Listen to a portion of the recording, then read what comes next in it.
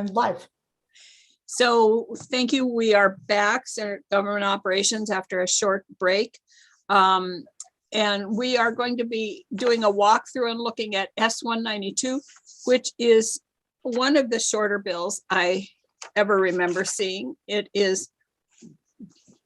says page 2, but there are only 5 lines on page 2, and one of them is the effective date. So it is a pretty short bill. So It's a short bill with possibly good big recruitment and retention aspects. yes, well, let's have Becky do a walkthrough of it, and then we'll discuss it. Thank you. Hey everyone, Becky Wasserman, Legislative Counsel. So S-192 is an act relating to the creditable service for temporary state employment. So what this bill is doing is amending current statute in Title III under the State Employee Retirement System chapter, and it's amending the section that deals with providing members with creditable service. And there are different ways in which a member can get service credit for different scenarios. So this is adding in that section. So what this is doing is adding sort of another way that credit can be granted to a member. So the new subsection, well, I'll just say in subsection A, the changes there from him or her or to employees is just to conform with our drafting manual guidelines. And then page 2 is where the substance of the bill is, and it's adding a subsection J here that says, in addition to the other ways that credit can be granted to a member, credit shall also be granted for any member who, prior to becoming a member of the system, was employed in a temporary or seasonal position with the state, as that term is defined in section 331 of Title III. And that section of law just sets out the classifications of state employees and describes when temporary employees can be hired by the state. Temporary or seasonal employees can be hired by the state. Thank you. I don't suspect there probably aren't too many technical questions on this, but I don't know if they would be appropriate for Becky or Tom. I have a couple. Senator Collmore. Thank you, Madam Chair. Excuse me. I don't know whether this is a technical question or not.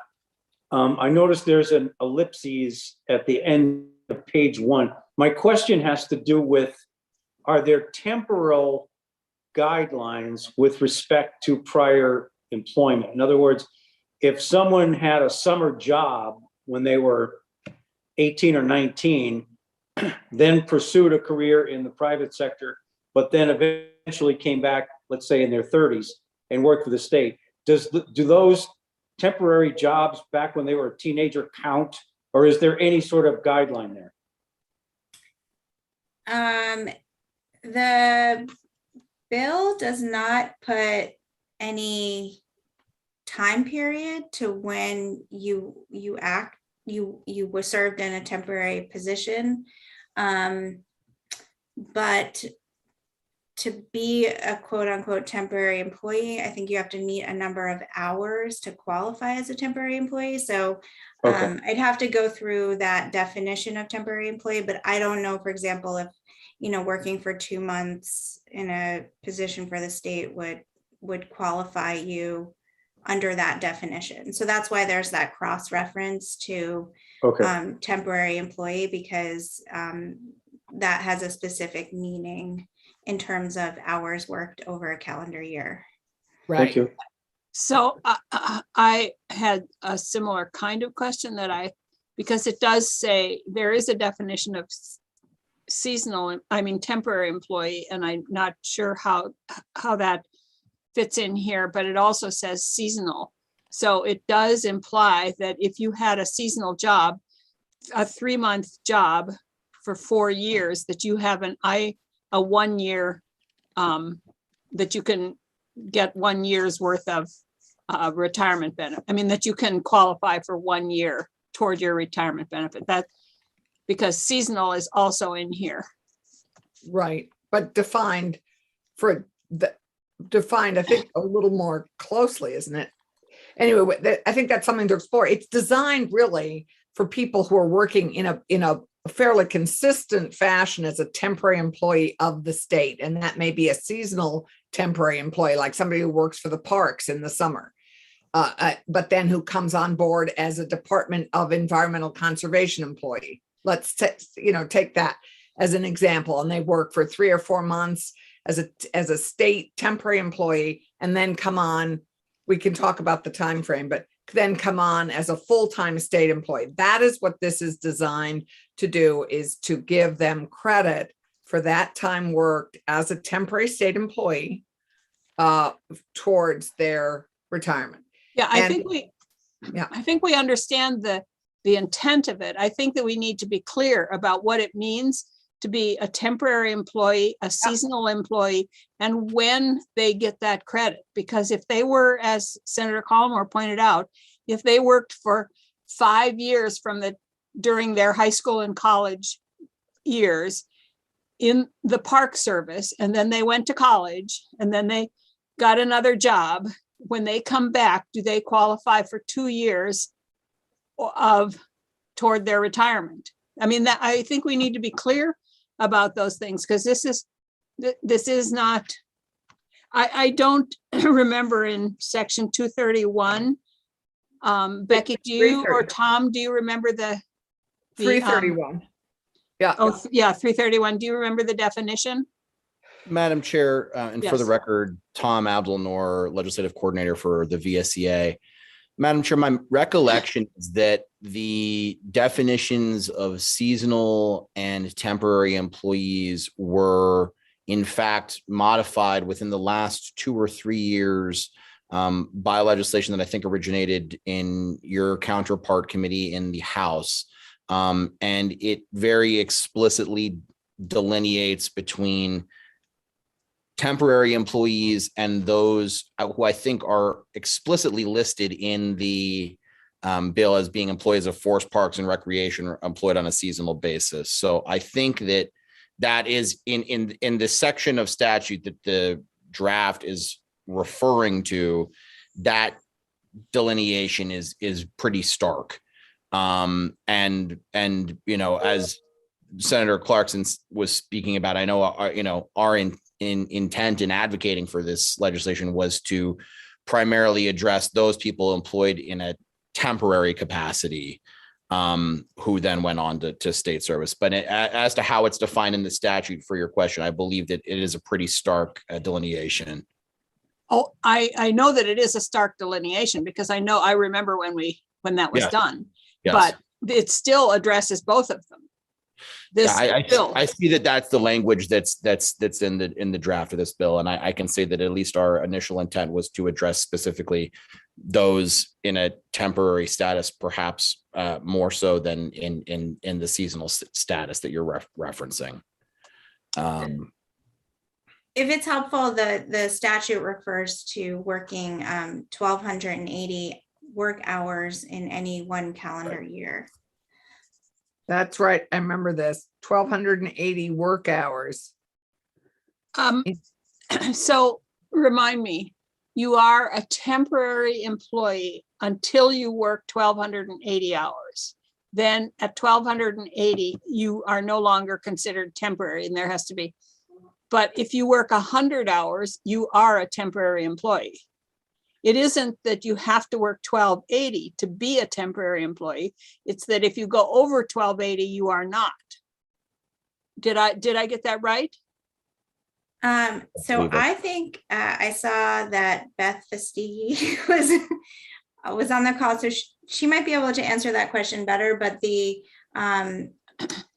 statute says that the Commissioner of Human Resources may approve a temporary position that performs a governmental function that requires only intermittent, sporadic, or ongoing employment, provided that such employment does not exceed 1,280 work hours in Right. any one calendar year. So if you work 100 hours, that would fall under that 1,280 hours.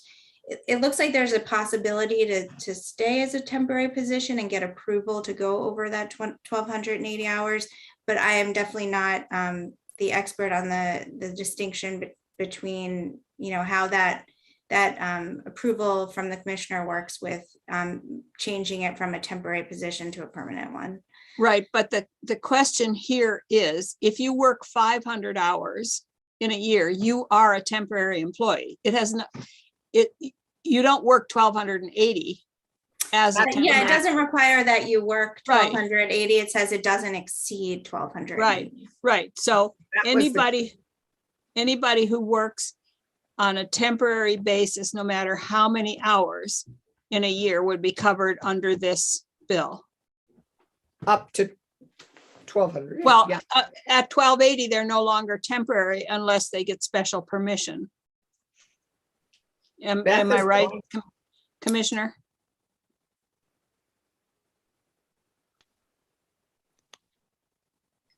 There you are. I'm jumping right in, so I'm not sure where the conversation has started or gone, but if a temporary employee exceeds 1,280 hours, it doesn't there's no automatic conversion to a classified employee. They should be either terminating employment or have a waiver with my permission to have them go over those number of hours. Right. So the question here was, what do we mean here in this bill when it says that anybody who worked as a temporary or seasonal position is eligible to be granted that time toward their pension benefit? And so the 1,280 has nothing to do with this. This is, if any, and so the question was, and Senator Collmore brought it up, if somebody works, and he said seasonal, but just say it isn't seasonal, say they work in a temporary job 500 hours a year for 6 years. Is there any time limit on when this should applies? Or I don't have any feeling one way or the other. I think we just need to be clear about that. Well, and that's what we have to think about, is how long we would want it to apply for. Right, that's why we're asking the questions. The language in the bill does not talk about the like a time period in which this goes Right. back. So if you wanted to include a time period, I think you would need to specify that in the language. Yeah, and I think we need to hear the advantages and disadvantages of doing that, and also of seasonal. So does anybody have any questions about that? And then, Well, yes, Senator Calmer? Thank you, Madam Chair. And again, not to belabor the point, but for Beth's benefit, if she didn't hear my original question, I had it so that as a young person, whatever that means, 15, 16, 18, 19, 20, they take a temporary position with the state. Then they go into the private sector for 20 years and do something else, but then return to state employment. Does the period of time when they were temporary worker count in this bill? That's what I was originally asking. And I don't know whether you have an answer for that, but that was my question. I certainly don't have an answer for that. How I read the bill, it left me with a lot of questions on how that would actually work.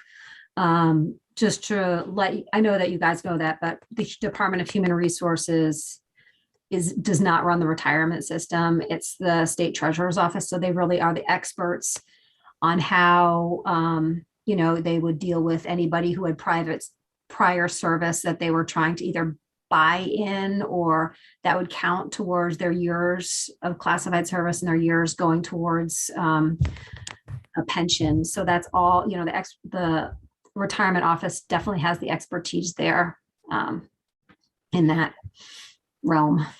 but Beth, doesn't your office doesn't an employee, don't you track their hours? And so you would track, I mean, I assume you track it up to the point of their being retired. I mean, you have all We- their employee We data. pay the employees, and we also provide every pay period, we send a file to the retirement office, to those people who have paid into the retirement system. So the classified employees, or even if they're, so whatever retirement plan they're participating in, that information goes to the retirement office, how much they paid, who the employee is. So the retirement office is collecting all that information for however long. So they have that information on how much, for example, me as an employee would have paid into the retirement system the whole time since I started.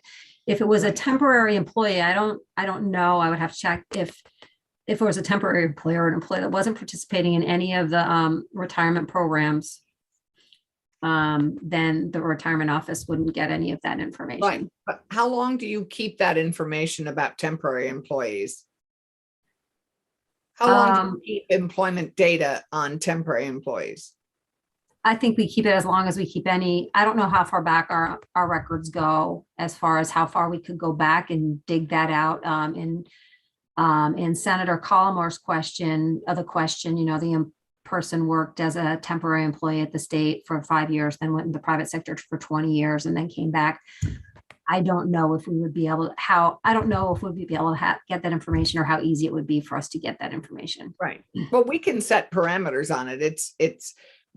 I guess it would be great for us to know how long you currently keep records on temporary employees. And seasonal employees, after all, are just temporary employees who work for something that's called a season. I mean, they could be working. Payroll system isn't going to Month, necessarily distinguish that. And that's only a very recent change in the statute about kind of the rules about who's seasonal and who's temp. So that was very only recent in the past couple of years. Right. We remember.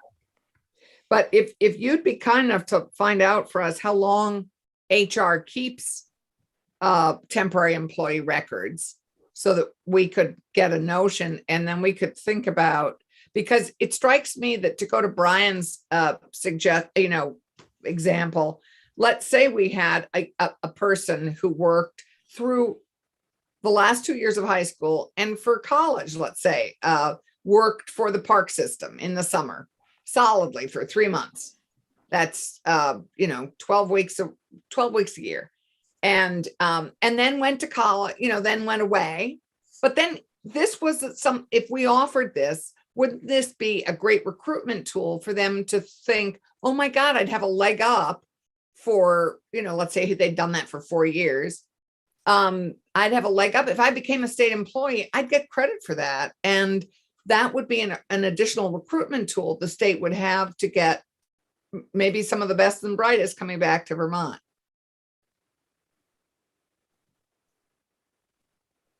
I don't know. I mean, I don't know if that would be a great recruitment tool. I know that, depending on what, kind of the age and the demographics of the employee, we have employees that want to come and work for Vermont as work for the state as a second or third career. For those employees, I would say kind of like myself, I'm looking for a savings tool. I'm not necessarily planning on working here for enough time to be eligible for the typical state employee retirement plan. I think a lot of people, when they're younger and starting out, they're not necessarily thinking about what the retirement plan is and comparing retirement plans to other retirement plans. They're thinking more about what's the wage that I'm going to be paid. I mean, that's number one. What are the benefits? Right now people are like, can I work at home? Is this a job I can work remotely? So that's important to a lot of people right now. So I don't know that for a recruitment tool, I think that personally, I think Possibility. Yeah, I think that, I don't know if that's that's the thing that's going to put somebody over the edge and coming to work for the state of Vermont at this point. So I'm going to throw something out here. My guess is that when this was proposed, or when it was thought about, that it was not thought about necessarily for seasonal workers, because you would have to, if you worked 6 years for Parks and Rec, 3 months, that would be, you would have a whopping 1.5 years when you came back. That is it. It would be 18 months. So my guess is that the thought was more about those people who are in temporary positions year after year. Yes, Or I think you're right. I think that is in large measure, but we can ask Dane Cooley, who proposed this to me, a constituent in Rochester, who's our parole and probation officer, is the person who suggested this. And I would suggest if we take this up again, that we get him to come in and identify, but I think you're absolutely right. I think that is who this is focused on. The large number of temporary employees we have currently, or not currently, in this, system. And this might be a reason that, for them to consider becoming full-time if those positions open up. my guess is that most of the temporary employees would consider a full-time employment if that was available to them. It isn't that they are looking to be temporary and then go someplace else. It's that their positions really are temporary positions. And if it goes above the 1280, then they have to get special dispensation to continue as a temporary employee. But we can hear from him. And I would also really like to hear from the SEA about how they see this playing out. Thank you, Madam Chair. So to your point, while I certainly understand the committee's need to precisely define the cohort of folks who would be affected by this bill were it to become law, I think the committee has really hit upon something that there, unfortunately, although there may be cases around the edges which are question marks, that there has been a sustained and unfortunate practice on behalf of many departments and agencies in the state who for years have really either misclassified or mistreated temporary employees by requiring to serve significant portions of their career, working as temporary employees alongside those in permanent classified positions, doing the same work as those in permanent classified positions. And then in many other cases, then additionally serving a probationary period before they can then move on to a full status as a permanent classified employee. And I think that one of the benefits that this bill would afford the state in the ongoing staffing issues that it's been experiencing and issues would be that it would safeguard against any desire to misclassify workers moving forward in an attempt to secure their services to the state on the cheap, as it were. There would be no incentive with regard, at least to the question of retirement, to hire someone in a temporary capacity rather than to hire them in a permanent classified capacity.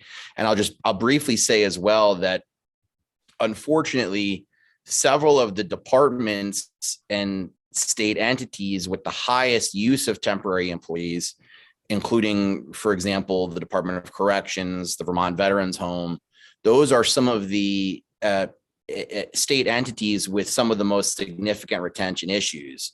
And I really do think that we should be incentivizing temporary employees to remain in state service and to fill permanent classified positions rather than to seek other opportunities, as you just suggested, due to a lack of, a prospect of retirement benefits.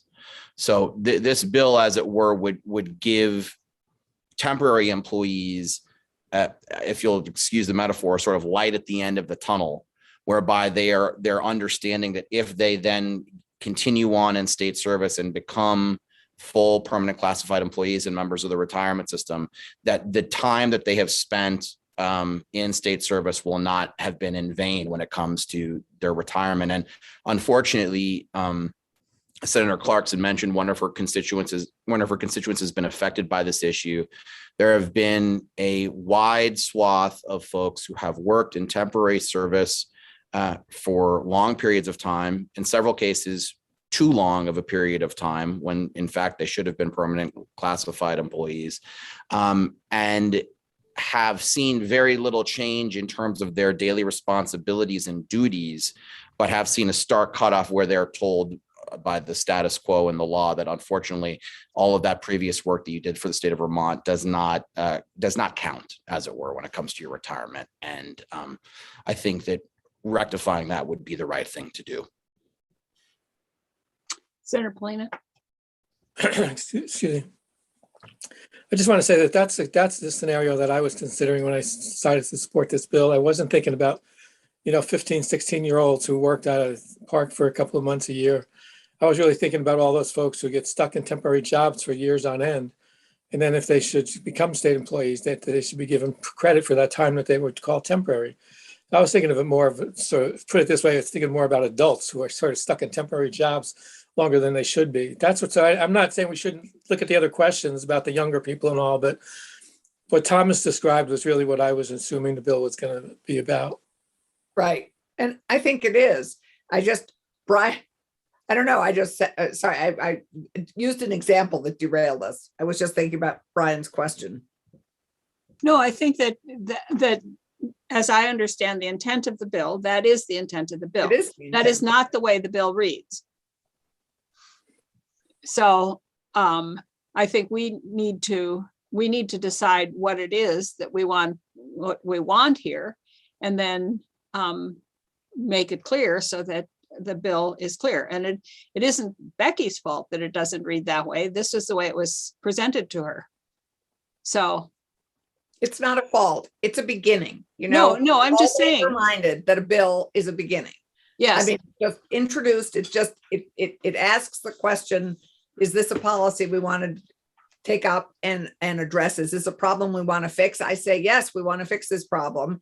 And this bill, as introduced, is just a jumping off point into fixing the problem. So what are some thoughts here about how we fix it so that we can move forward?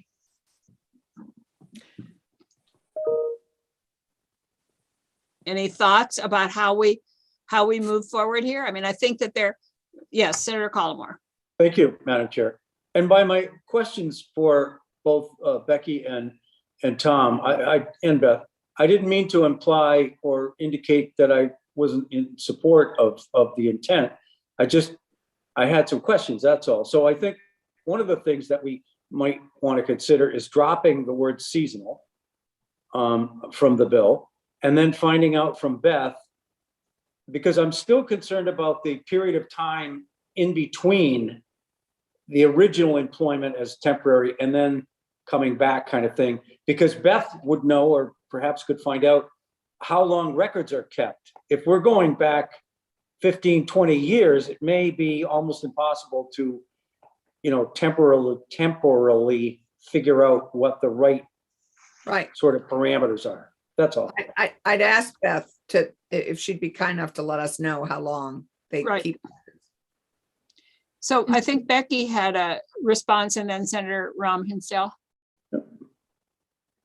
Thanks. I think this is more just if you're looking for parameters and sort of how far to go back and whether to include seasonal employees. I think another factor for consideration would be cost. So this isn't, cost neutral the way it's drafted. So perhaps it's something that JFO could calculate, sort of depending on how far you want to go back, of who you're trying to capture and what that cost would be to the system. We'll ask them. Yeah. I was going to suggest we get a fiscal note, because you're absolutely right. That will just help us determine how long, what our look back is, the whole thing. Can I ask Tom and Becky a question? Oh, I'm sorry, Senator Ram Hinsdale, you had a question. No, well, actually, I just was going to say I'm switching to phone, so everybody knows I have to run a timely errand to my town hall. Okay. So I'll just be on phone. Okay, thanks. So this is a question, I guess, for Tom and Becky. If this is the Senator Collmore situation here, assuming they're not a seasonal employee, somebody works as a temp for 4 years.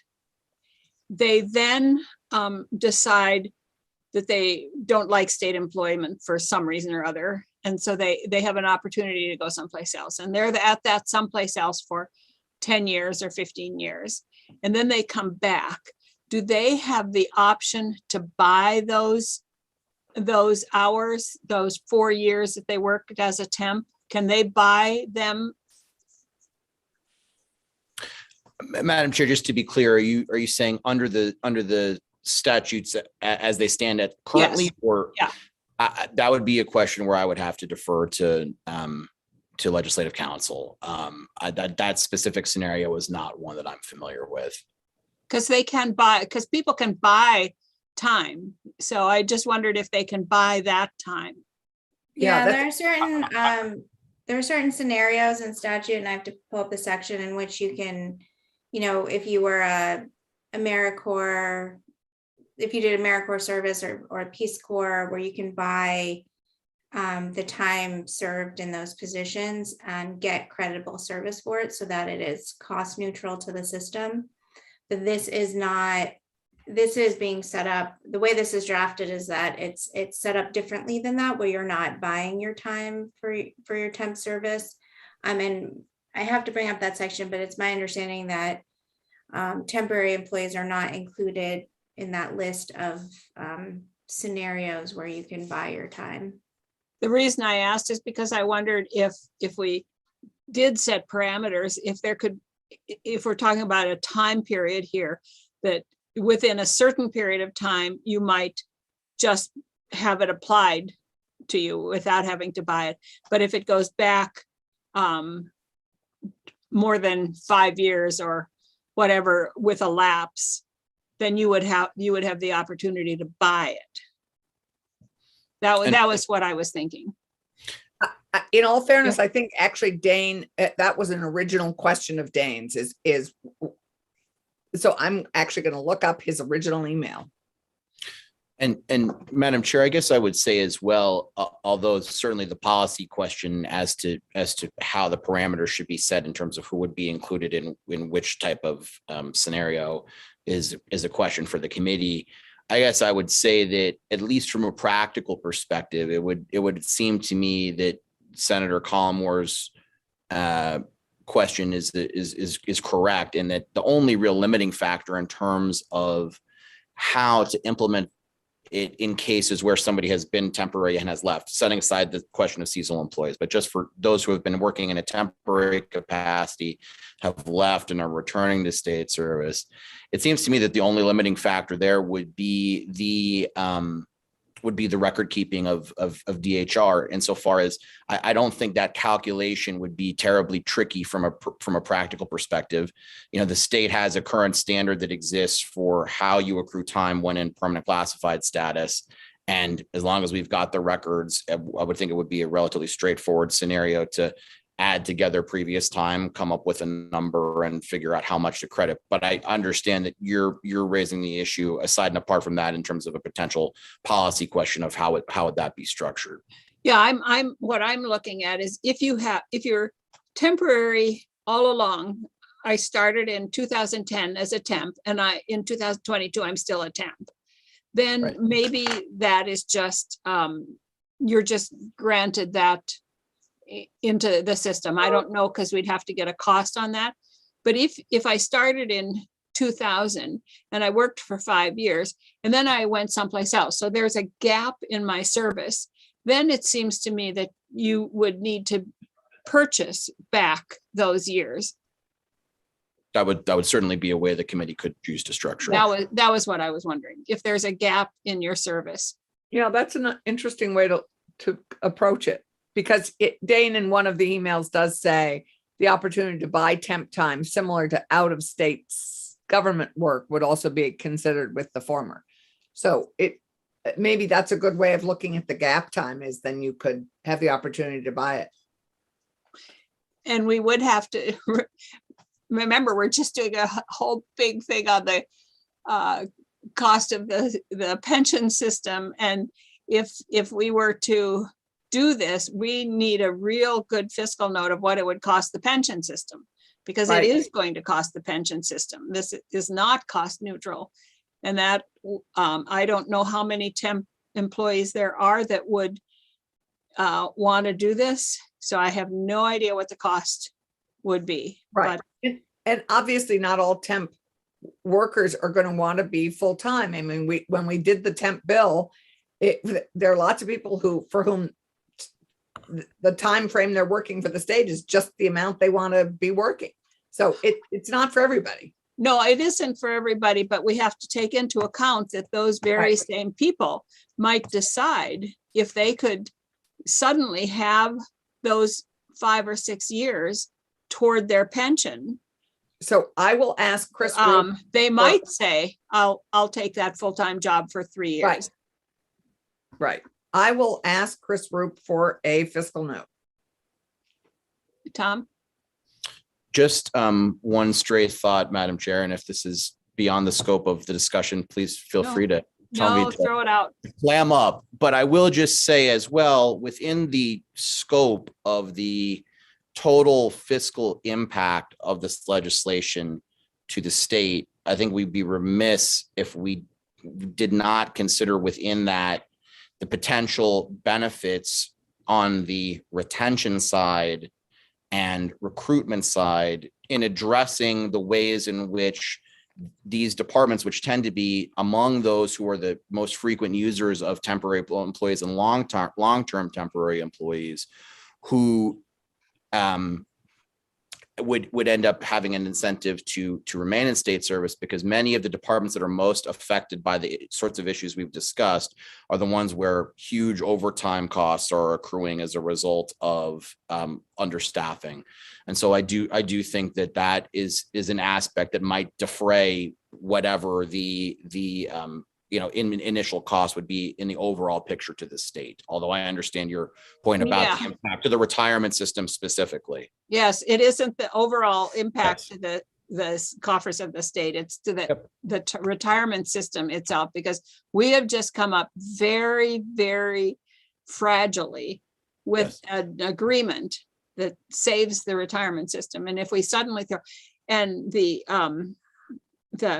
additional kicker here is DOC employees are the ones who might be most affected by this. And they are currently figuring out the potential for a group G system here. And if suddenly those people went into that group G without having to pay those, it would make a huge impact on the neutrality of the group G project. Does that make sense to anybody? Yeah. So that's another issue that I think really needs to be addressed here. Is I'm perfectly fine to allow people to buy their temp time. And I really like the idea of, if they're a temp for a long time, to allow them to have it counted toward theirs, but we need to be careful about what it impacts. Anybody else have any thoughts on this? Senator Polina, you've been very quiet. Yeah, the thought that keeps coming to my mind is that somehow, and I'm not saying this makes sense, but that the time should be consecutive. Like if I'm a temporary person, we've talked about examples where somebody goes away for 5 years, goes away for 10 years, whatever, comes back. I'm more envisioning somebody who's working today as a temp and then is going to become permanent tomorrow. So it's like, I don't know whether consecutive is the right word, but one right after the other. Not sure what the word is, but that's where I keep coming back to, somehow to think about it that way. those are the obvious ones anyway. These other ones, these outlying things that we're speculating about, I'm not saying they're not important to think about, but I think our concern should be for those people who are working till Monday through Friday as temps, then on Monday, they're going to be offered a regular job. They should be able to keep that temp time as part of their retirement aspect. We would have no idea. I don't know guess how it- you figure out who it is, how it is. Well, I You think could probably look at how many temporary workers there Yeah. are today and then presume maybe half of them will agree to do this or something like that. Right. But I Yeah. don't know, that's for JFO to figure out. Allison, Yeah, I don't know, Anthony. I mean, I'm a woman who took some time out to have children and to do that full time. And I had the luxury of being able to do it full time for a few years. I see this, I mean, there are lots of people who could have worked as temporary employees for the state, left to do that, and then ready to come back and get a full-time job. I'm not sure it has to be consecutive, but I think we should come up with a thoughtful gap time that works.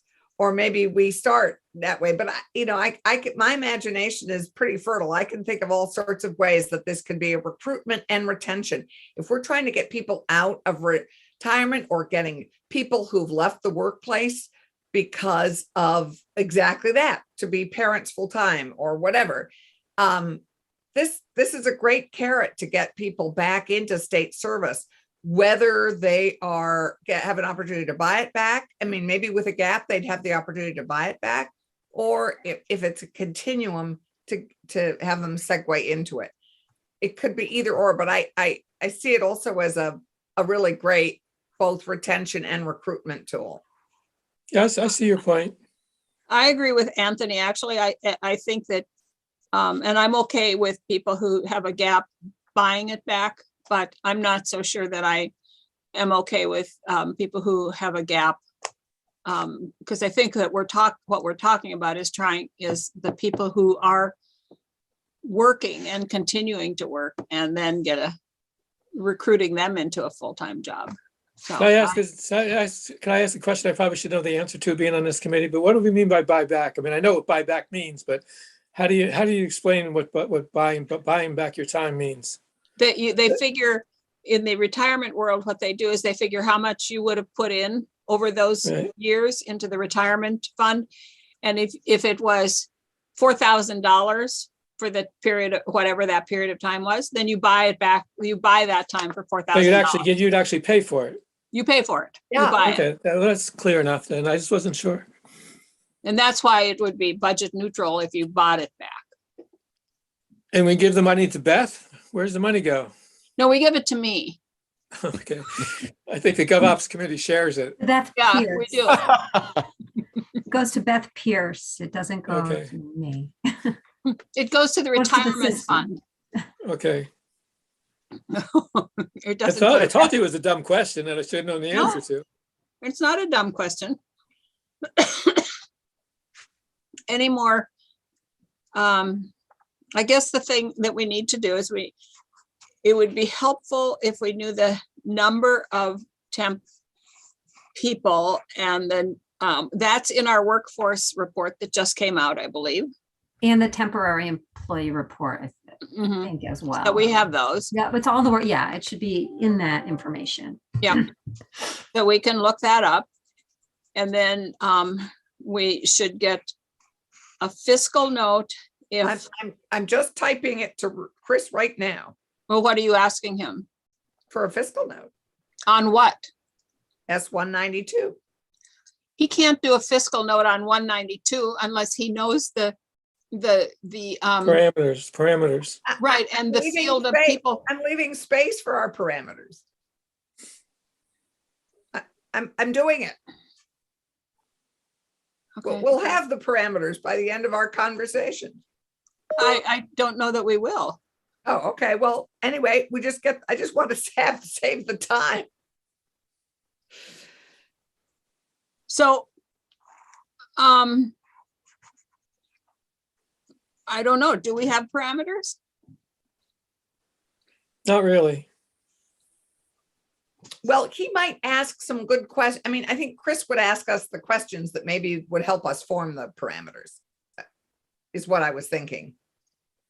Well, I'll say my parameters would be, it has to be consecutive. It cannot be a gap. If there's a gap, you can buy it back.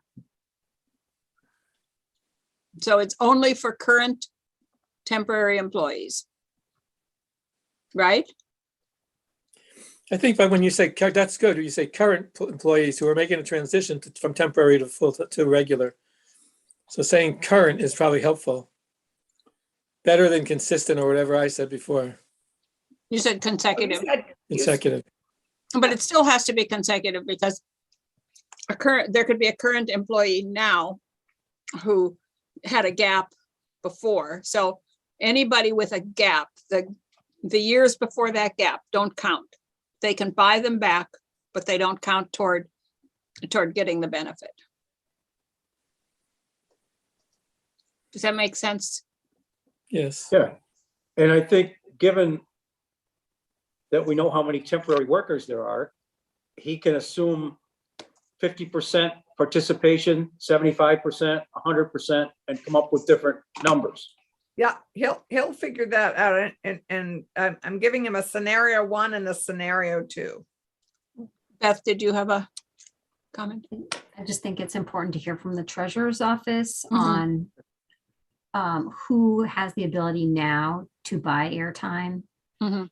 And if temporary employees kind of fall under that category or not. And I think that probably airtime is somewhat complicated and how that works. So hearing from the treasurer's office how that would work Mhm. is pretty important. And then yeah, that was the first thing. We definitely will hear from the treasurer's office. And guess who just joined us? Hi, Chris. Oh my God, I'm just typing you, clearly we're Becky. It's Becky. Becky. It's YouTube. Oh, it's you. Okay, I'm just typing you this fiscal note request with 2 scenarios. And Senator Clarkson, if I may, I just responded to you. So our emails are going across, but I figured it would be easier for me to join since I already had the link.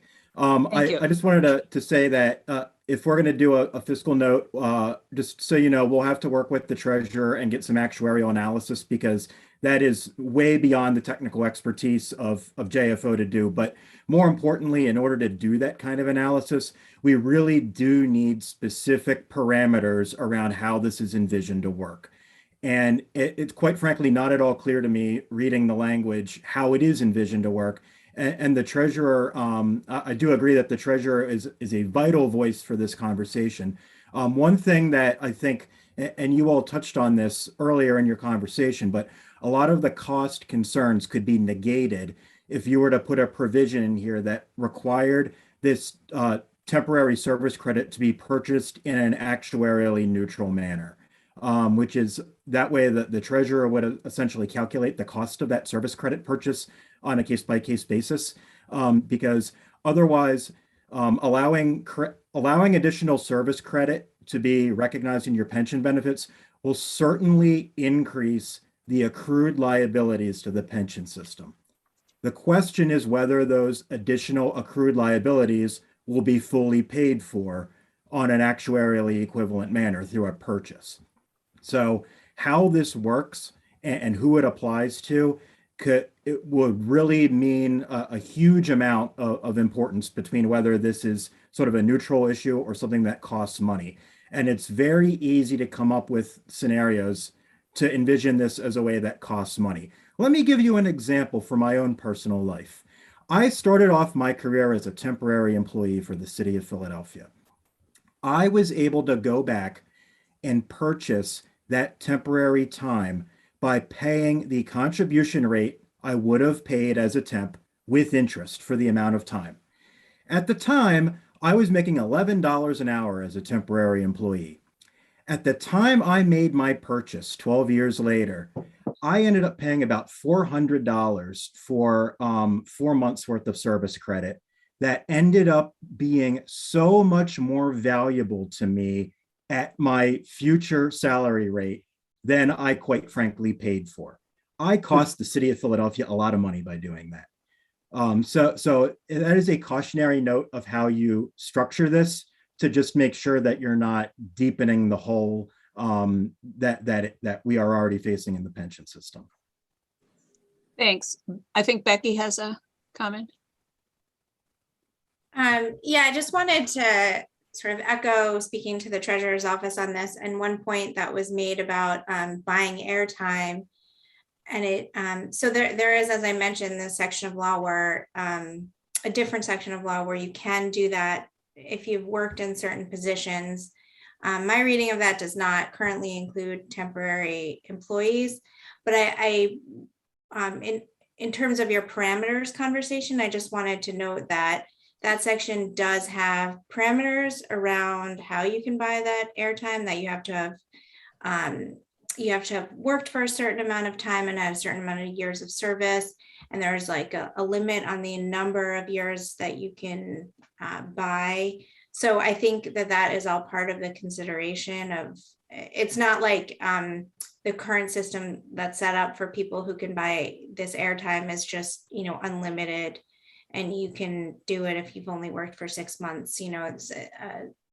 It requires that you've worked for a certain amount of time in that position to do that. All right, so we need to hear from the treasurer. I don't think we can ask Chris to give us a fiscal statement, because we don't know what we're talking about yet. I shouldn't say we don't know what we're talking about. We're getting there.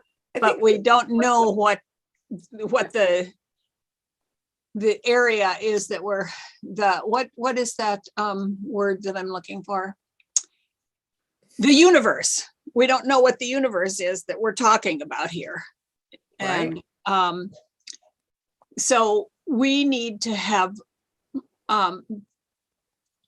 more information, and I don't know, committee, what is your preference on how we go about getting this information? Should we hear from the treasurer's office about what it means to buy back and how they do it? I guess it's called buy airtime, not buy back. Sorry. Why is it airtime? It sounds like you're wanting to buy time to talk. Sounds like you're buying radio ads. Yeah. Yeah, Yeah. thank you, Anthony. Colin Moore, No sense. we should all be buying airtime. That's right. So I think we should also hear from Dane Cooley, which would be helpful. And if they're, because he's clearly seen this challenge in correction. So he'd be a good person to illustrate the challenge, the need. Don't you think, Tom?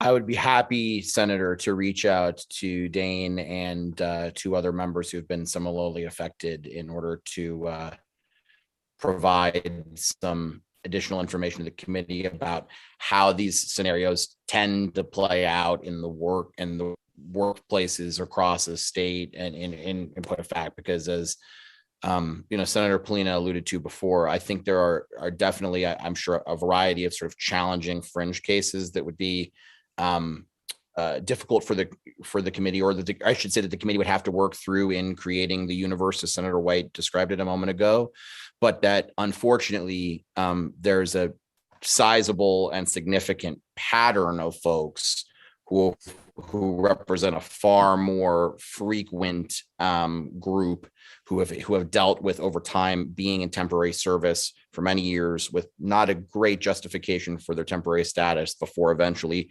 consecutively moving into permanent classified service. And I'm sure our members could provide some interesting information about that if the committee were interested to hear it.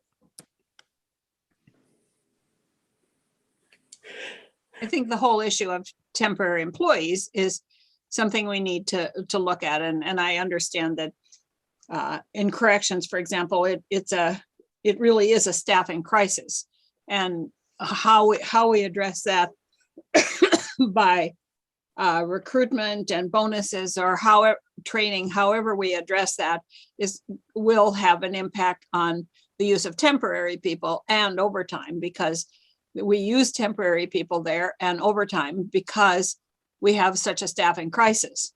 I think that that's part of why we do it.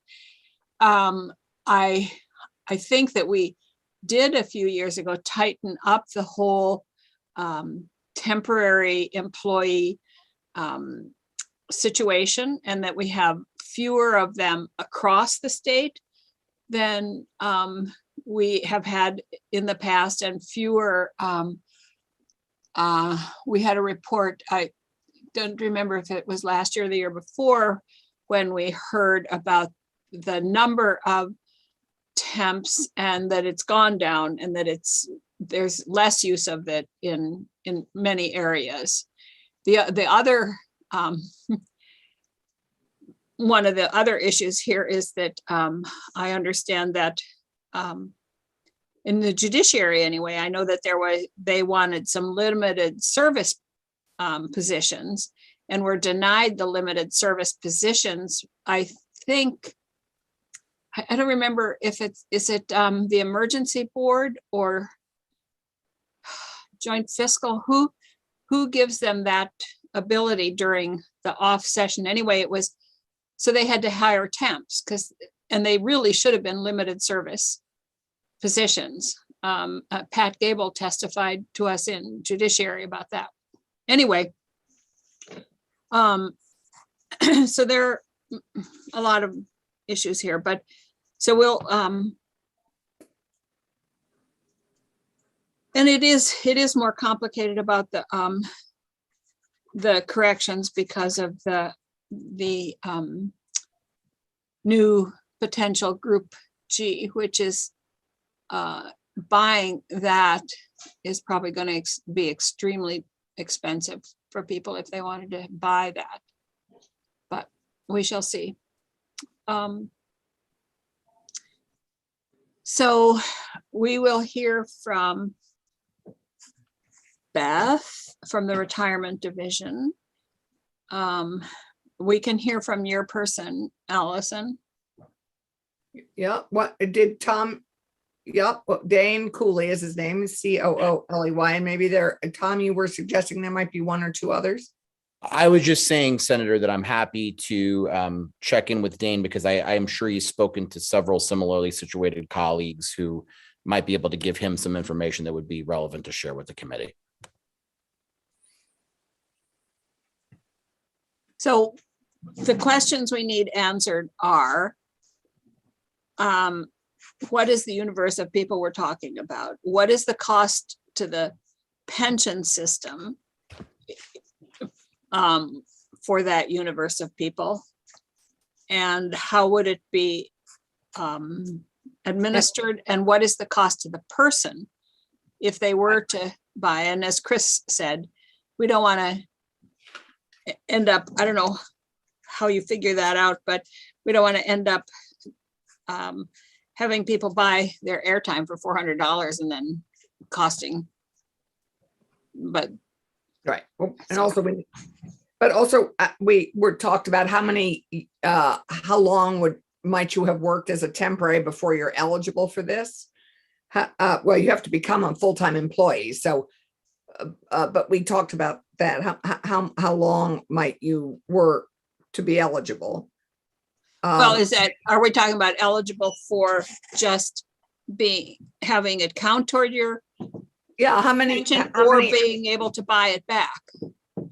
Either way, how many, well, I don't know. It was a question that I had written down. How have you worked for X amount of time before you're eligible for this? You've had to work continuously, and what's the universe?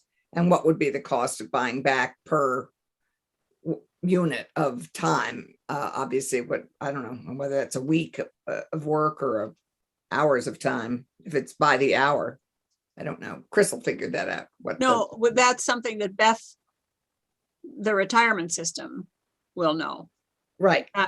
That's the retirement system that will know that. And then we also, okay.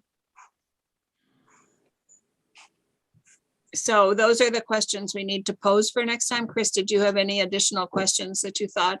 Madam Chair, I was just going to clarify, and I think you did it, and just for everybody's understanding that, yeah, these are all the questions that I think would need some further clarity on in order to do an analysis, and just so we're all on the same page, that analysis would require us to request assistance with the treasurer and Siegel, the actuaries, to do. Right. So I know there's always a sensitivity to legislative staff reaching out to non-legislative people on things. So I just wanted to flag that as an issue that we're going to have to work beyond the branch on. And it will take actuarial time and money. It will.